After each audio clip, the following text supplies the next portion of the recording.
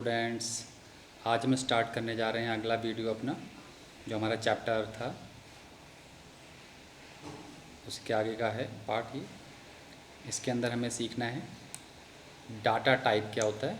Data type means जिस तरीके की वैल्यू को हम अपने प्रोग्राम को प्रोवाइड कर रहे हैं। जैसे इंटीजर है, इंटीजर मतलब नंबर्स के फॉर्म में दे रहे हैं हम वैल्यूज़, या फिर हम उसको कैरेक्टर के फॉर्म में, कोई सेंटेंस है, कोई वर्ड है, बहुत सारे नंबर्स हैं, इन्हीं को बोलते हैं data type. Every value belong with specific data type in Python. Data type is identify the types of data values as a variable can hold and the operation that can be performed on the data. मतलब जो भी programme होता है वो data पे ही perform करता है। जैसे इसमें बहुत सारे डाटा टाइप दिए हुए हैं। डाटा टाइप में सबसे पहले दिया हुआ data type in Python numbers, ये नंबर दिया हुआ है नंबर्स। उसके बाद दिया हुआ है सीक्वेंस, सेट, नन और मैपिंग। नंबर का मतलब होता है जिसके अंदर सिर्फ न्यूमेरिक वैल्यू होती हैं। इंटीजर कह सकते हैं, फ्लोट कह सकते हैं, कॉम्प्लेक्स होता है। और इंटीजर के अंदर एक बुलियन आता है। बुलियन मतलब यस और नो। ऐसे सीक्वेंस टाइप तरीके का डाटा टाइप होता है। सीक्वेंस मतलब जिसके अंदर मल्टीपल वैल्यूज़ होती हैं, बहुत सारी वैल्यू। जैसे किसी वेरिएबल में मुझे एक से ज़्यादा वैल्यू रखनी है तो उसे बोलते हैं सीक्वेंस। सीक्वेंस के अंदर आता है स्ट्रिंग, लिस्ट एंड टपल। इसके बारे में आगे डिस्कस करेंगे। ऐसे होता है सेट, ऐसे होता है नन, ऐसे होता है मैपिंग। क्लास 11th में हम सबको सीखना है numbers data type, sequence data type and mappings. इसके अलावा हमको 11th में कुछ नहीं सीखना है ऐसा डाटा टाइप के बारे में। और सबसे पहले आते हैं हम नंबर डाटा टाइप क्या होता है। तो नंबर डाटा टाइप मीन्स जिसके अंदर हमें ओनली न्यूमेरिक वैल्यूज़ पे काम करते हैं। ये number data type store numeric value only, it is float and integer and complex number.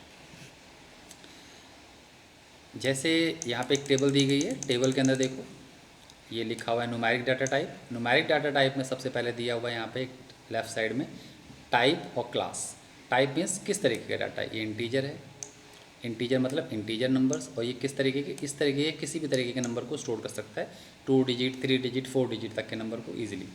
Next is float. Float मतलब real and floating point numbers, मतलब पॉइंट वाले डेसिमल नंबर, इनको स्टोर कर सकता है ये। इस कैटेगरी को कहते हैं फ्लोट। ऐसे होता है कॉम्प्लेक्स नंबर। कॉम्प्लेक्स नंबर मतलब जो बड़े नंबर्स होते हैं उनको कहते हैं कॉम्प्लेक्स। एक होता है बुलियन टाइप। बुलियन टाइप मतलब सब टाइप ऑफ इंटीजर कह सकते हैं इसको।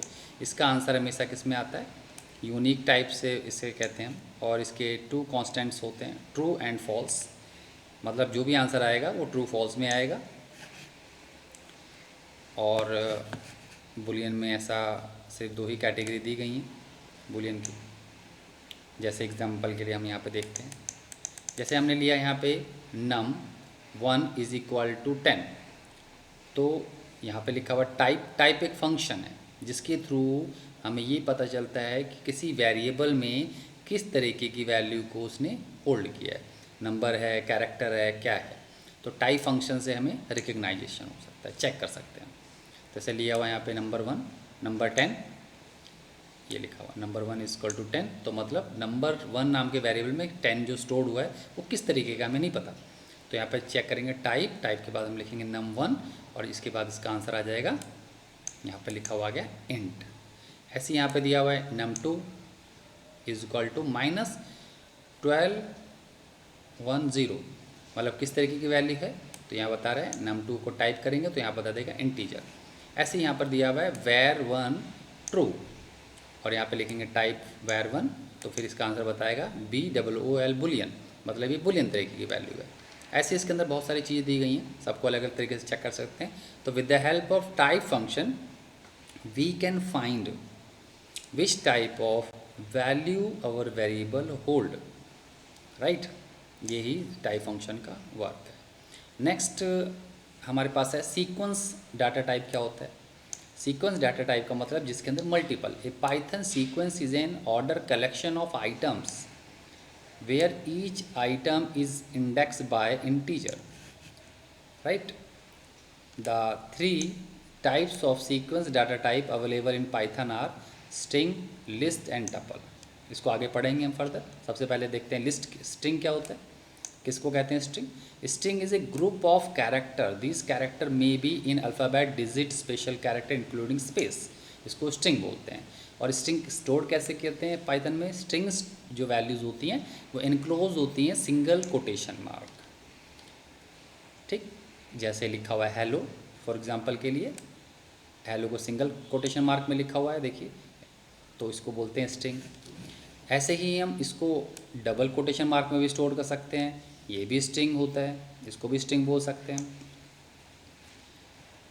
The quotation are not a part of the string, quotation part नहीं होता स्ट्रिंग का, जो कोटेशन के अंदर जो वैल्यू होती है उनको कहते हैं। जैसे यहाँ लिखा हुआ है str1 हेलो फ्रेंड्स, तो हेलो फ्रेंड जो लिखा हुआ है ये सिंगल कोटेशन मार्क में, इसी को बोलते हैं स्ट्रिंग। जैसे यहाँ पे लिखा हुआ है 452, तो 452 रियल में एक नंबर है, बट अगर हम उसको सिंगल या डबल कोट्स में लिख देते हैं तो वो पाइथन में स्ट्रिंग बन जाता है, right. We can not perform numerical operation on strings even when the string containing numeric value as in str2, जैसे str2 में हमने लिखा है 452, तो 452 के ऊपर हम कोई भी मैथमेटिकल ऑपरेशन नहीं कर सकते, इसे बोलते हैं न्यूमेरिकल ऑपरेशन। मतलब जैसे 452 को हम किसी नंबर के साथ प्लस नहीं कर सकते, उसका रिजल्ट आएगा ही नहीं, क्योंकि स्ट्रिंग है वो। स्ट्रिंग के ऊपर मैथमेटिकल कैलकुलेशन, कोई भी अर्थमेटिक ऑपरेटर रियल में ऐसे काम नहीं करता है। नेक्स्ट आते हैं हमारे पास लिस्ट किसे कहते हैं। तो list is a sequence of items separated by commas and the item are enclose in square brackets.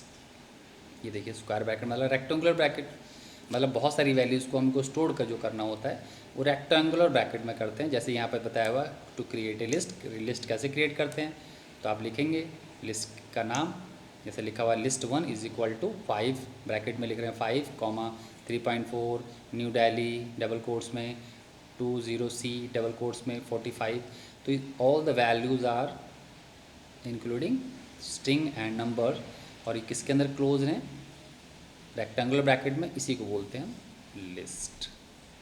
और लिस्ट को अगर हम प्रिंट करते हैं तो ये इस तरीके से इसका रिजल्ट आ जाता है। ऐसे ही सेम एज इट इज़ यहाँ पर दिया हुआ एक टपल भी सेम लिस्ट की तरह ही होते हैं, बट इसका जो वैल्यू और इसका परफॉर्मेंस करने का तरीका होता है वो थोड़ा अलग होता है।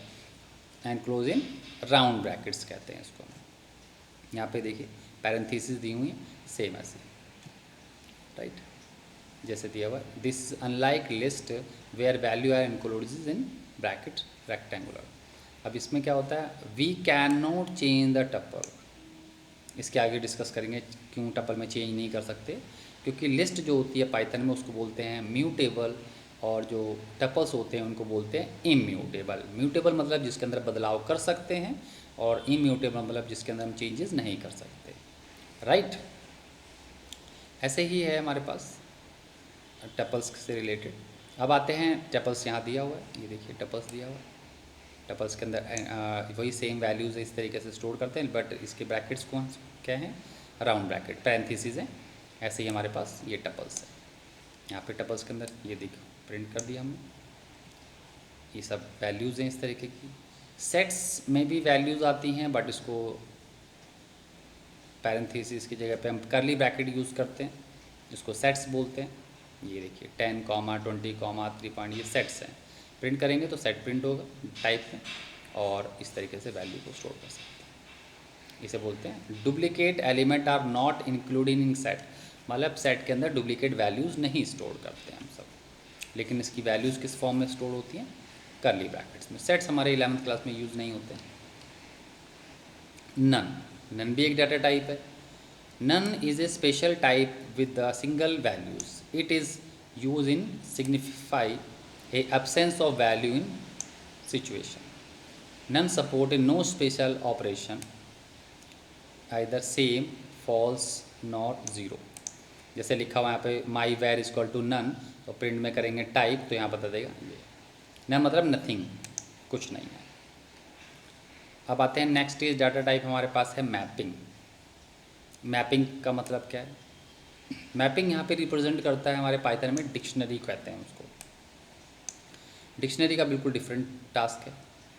अगेन फर्दर हम पढ़ेंगे क्लास के अंदर डिक्शनरी किस तरीके से वैल्यू होल्ड करती है। मोस्ट इम्पॉर्टेंट पाइथन का पार्ट